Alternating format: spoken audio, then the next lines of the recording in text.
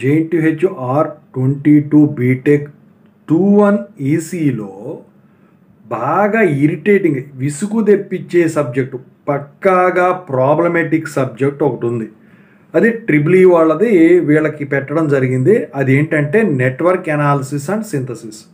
దీనికి important topics, problems, tips చెప్పమని చెప్పి స్టూడెంట్స్ అడుగుతూ ఉన్నారు. సో ఈజీ వాళ్ళ ప్లేలిస్ట్ కూడా చెక్ చేసుకోండి. ఇంతవరకు ఈ ఛానల్ సబ్స్క్రైబ్ చేసుకున్న వాళ్ళు ఎవరు ఉంటే సబ్స్క్రైబ్ చేసుకోండి, వీడియో లైక్ చేయండి, షేర్ చేయండి. మీకు ఆ డౌట్స్ ఉంటే కాల్ మీ 4 ద్వారా కాల్ చేయండి.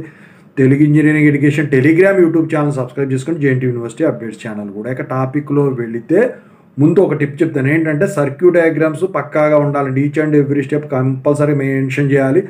యూనిట్స్ కూడా మెన్షన్ చేయాలి. ఓమ్స్ అయితే ఓమ్స్, వోల్టేజ్ అయితే వోల్టేజ్, ఇవన్నీ కూడా.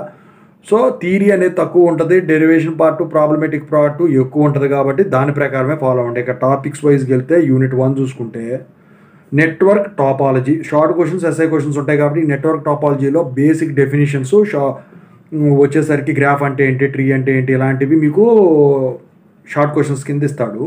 అయితే ఇంపార్టెంట్ టాపిక్స్ వచ్చేసరికి ఏంట్రా అంటే ఈ కట్ సెట్ మ్యాట్రిక్స్ ఏదైతే ఉంటుందో దాని మీద ప్రాబ్లం గ్రాఫ్ ఇస్తాడండి.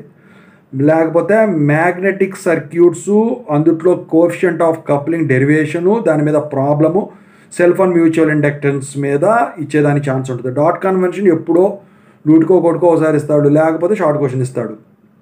ఇక ఇందుట్లో వచ్చేసరికి ఏంటంటే ఈ ఇంపెడెన్సు, రియాక్టెన్స్ కాన్సెప్ట్, వీటి మీద కూడా షార్ట్ క్వశ్చన్లో డెఫినేషన్స్ అడుగుతాడండి. ఇక impedance transformation and couple circuits ఇచ్చాడంటే పేపర్ కష్టంగా వచ్చిందని అర్థం. ఓకేనా. కోఎఫిషియంట్ ఆఫ్ కప్లింగ్ కంపల్సరీగా డెరివేషన్ ఇస్తాడు. Equivalent tea for magnetic couple circuits, ideal transformer ఉంది చూసారా, ఐడియల్ ట్రాన్స్ఫార్మరు ఎప్పుడో ఈజీగా ఉన్నప్పుడు బాగా ఇచ్చేదానికి ఛాన్స్ ఉంటుంది. ఇక యూనిట్ 2 చూసుకున్నట్టయితే transient and steady state analysis, ఇది కూడా చాలా టఫ్ అండి. ఎందుకంటే ఇనీషియల్ కండిషన్స్, ఫైనల్ కండిషన్స్ వేయాల్సి ఉంటుంది. సో ఇందుట్లో ఆర్సీఆర్ఎల్, ఆర్ఎల్సీలో ఏదైనా ఒక సర్క్యూట్ మీద డెరివేషన్ కానీ ప్రాబ్లం కానీ ఇచ్చేదానికి ఛాన్స్ ఉందండి. ఆ తర్వాత sinusoidal, step and square wave రెస్పాన్సెస్లో సైనసాయిడల్, స్క్వేర్ రెస్పాన్స్ మీద ప్రాబ్లం ఇస్తాడండి గ్రాఫ్ది. ఇక ఆ తర్వాత ఇంటిగ్రేటర్, డిఫరెన్షియేటర్ సర్క్యూట్స్, ఆర్సీ సర్క్యూట్స్లో రెండిట్లో ఒకటి ఖచ్చితంగా ఉంటుంది. ఇక second order series and parallel RLC చూసుకుంటే ఒకవేళ ఇవ్వాలి అనుకుంటే మాత్రం సిరీస్ ఆర్ఎల్సీ మీదే ఇస్తాడు. ప్యారలల్ ఆర్ఎల్సీ ఇచ్చాడంటే కష్టం అన్నట్టే, మ్యాక్సిమం సిరీస్ ఇస్తాడు. ఇక ఇందుట్లో రూట్ లాకస్ మీద గ్రాఫ్ ఉంటుంది చూసారా, అది కంపల్సరీగా ఒకటి వస్తుందండి. డాంపింగ్ ఫ్యాక్టర్ అంటే ఏంటని షార్ట్ క్వశ్చన్ ఇస్తాడు. ఓవర్ డ్యాంప్డ్ కేసు అంటే ఏంటి, అండర్ డ్యాంప్డ్ కేసు అంటే ఏంటి, క్రిటికల్ డ్యాంప్డ్ కేసు ఏంటని చెప్పేసి ఏబీసీ కింద ప్రాబ్లం కూడా ఇచ్చేదానికి ఉందండి ఎస్ఐ క్వశ్చన్స్లో. అయితే డిఫైన్ క్వాలిటీ ఫ్యాక్టర్ అని షార్ట్ క్వశ్చన్ ఇస్తాడండి. బ్యాండ్ విడ్త్ని కూడా డిఫైన్ చేయమని చెప్పి అడుగుతాడు. కానీ ఎస్ఐ క్వశ్చన్లో కష్టంగా ఇస్తే band width for series resonance కానీ, ప్యారలల్ రెసోనెన్స్ కానీ, విత్ రెసోనెన్స్ కర్వ్స్ గీమని చెప్పేసి అడుగుతాడు. అది యూనిట్ 2. ఇక యూనిట్ 3 చూసుకుంటే 2 పోర్ట్ నెట్వర్క్స్. ఇందులో వచ్చేసరికి షార్ట్ క్వశ్చన్స్లో Z parameters, Y parameters, ABCD parameter, H parameters, G పారామీటర్స్లో ఏదో ఒక పారామీటర్స్ రాయమని చెప్పేసి అడుగుతాడు. క్యారెక్టరిస్టిక్ ఇంపెడెన్స్ అంటే ఏంటంటే అడుగుతాడు. లేకపోతే ఇమేజ్ ట్రాన్స్ఫర్ కాన్స్టెంట్ అంటే ఏంటి అని అడుగుతాడు. అయితే driving point function, transfer function అంటే ఏంటని చెప్పేసి అడిగేదానికి ఛాన్స్ ఉంది షార్ట్ క్వశ్చన్స్. ఇక ఎస్ఏ క్వశ్చన్స్ చూసుకుంటే ఏబిసిడి పారామీటర్స్ మీద ప్రాబ్లం కానీ, జెడ్ వై పారామీటర్స్ మీద ప్రాబ్లం కానీ ఇస్తాడు.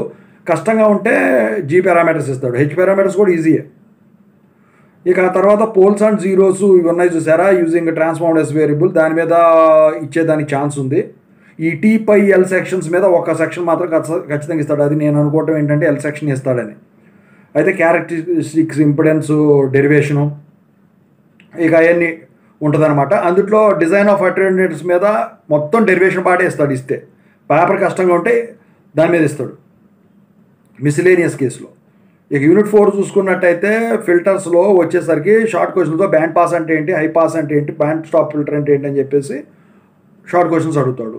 లేదా సర్క్యూట్ డయాగ్రామ్స్ ఇవ్వమంటాడు. ఎస్ఏ క్వశ్చన్స్ వచ్చేసరికి classify different types of filters అని చెప్పేసి అడుగుతాడు. లేకపోతే ఈ ఎం డెరైవ్డ్ ఫిల్టర్ కానీ, లో పాస్, హై పాస్ ఫిల్టర్ మీద, బ్యాండ్ పాస్ ఫిల్టర్ మీద కానీ మీకు డెరివేషన్స్ అవి ఉంటాయి కదా అడుగుతాడు. ఇక అటెండెన్స్లో వచ్చేసరికి సో ఈ అటెండెన్స్లో టీ కానీ, పై కానీ, ఎల్ కానీ, బ్రిడ్జ్ టైప్ కానీ, లేకపోతే ఎక్కువ శాతం లాటిస్ టైపు వాటి మీద ఇస్తాడండి. సో ఈక్వలైజర్స్ టైప్స్లో వచ్చేసరికి సిరీస్ షంట్ మీద ఖచ్చితంగా ఇచ్చేదానికి ఛాన్స్ ఉంది. ఇక లాటిస్ అటెన్యూయేషన్ అంటే ఏంటి, లాటిస్ స్పేస్ ఈక్వలైజర్స్ ఏంటి అని ఎస్ఏ క్వశ్చన్ ఇస్తాడు. యూనిట్ 5 చూసుకున్నట్టయితే నెట్వర్క్ సింథసిస్. సో ఇందులో వచ్చేసరికి షార్ట్ క్వశ్చన్స్ ఎలా ఉంటాయంటే డ్రైవింగ్ పాయింట్ ఇంపిడెన్స్ అంటే ఏంటి, డ్రైవింగ్ పాయింట్ అడ్మిటెన్స్ అంటే ఏంటి అని చెప్పేసి అడుగుతాడు. లేకపోతే ట్రాన్స్ఫర్ ఇంపిడెన్స్ అంటే ఏంటి, ట్రాన్స్ఫర్ అడ్మిటెన్స్ అంటే ఏంటి అని చెప్పేసి అడుగుతాడు అనమాట. సో ఈ ఎస్ఏ క్వశ్చన్స్ పరంగా చూస్తే ladder and non ladder networks మీద ఇస్తాడండి. ఇక హార్వీస్ పాలినామిల్స్ మీద ఇస్తాడండి. లేకపోతే synthesis of LC RL functions by Foster and Cauer methods మీద ఇచ్చేదానికి ఛాన్స్ ఉంది. ఓవరాల్ చూసుకుంటే ఈజీ యూనిట్స్ అనేది ఏముండదు. యూనిట్ 1 బాగా ఈజీ. యూనిట్ 1 తర్వాత యూనిట్ 3 కొంచెం గుర్తుంచుకోవాలి, కానీ అది ఈజీగా ఉంటుంది. కాదు ఓపెన్ సర్క్యూట్ షార్ట్ సర్క్యూట్ తెలియాలి. ఆ తర్వాత యూనిట్ 2, ఆ తర్వాత యూనిట్ 4, ఆ తర్వాత యూనిట్ 5 అండి. ఏది చూసినా కూడా మీకు టఫ్గానే ఉంటుంది.